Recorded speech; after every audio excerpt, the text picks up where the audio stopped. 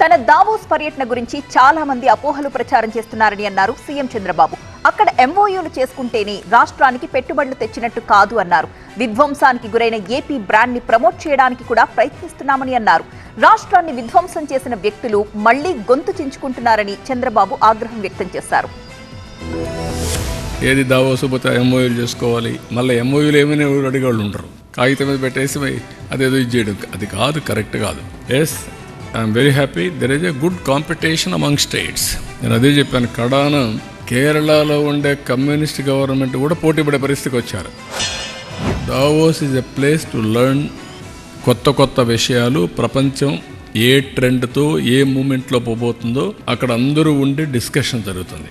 అంటే future trends debate చేసే place once in a year Davos.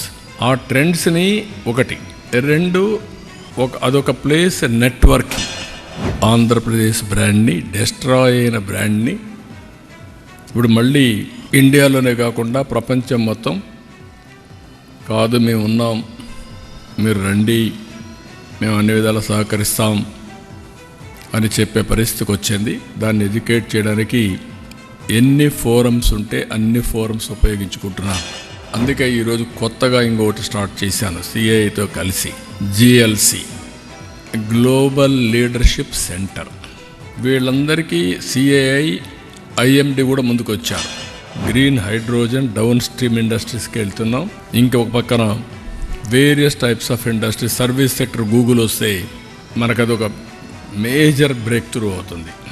మొన్న కూడా గూగుల్ హెడ్ వచ్చాడు, కురియన్ వచ్చాడు, వాళ్ళ ఫైనాన్స్ది, ఆయనతో కూడా మాట్లాడాం. ఆల్మోస్ట్ ఆల్ రెడీ అయింది. వాళ్ళకి చిన్న చిన్న ప్రాబ్లమ్స్ ఉంటాయి, అవన్నీ కూడా క్లియర్ చేసాం. అమెరికన్ సైడ్ ట్యాక్సేషన్ ప్రాబ్లమ్స్ ఉన్నాయి, కూడా వర్కౌట్ చేస్తున్నారు. అది కూడా కంప్లీట్ అయిపోతే ఆ ప్రాజెక్ట్ వస్తే గేమ్ చేంజర్.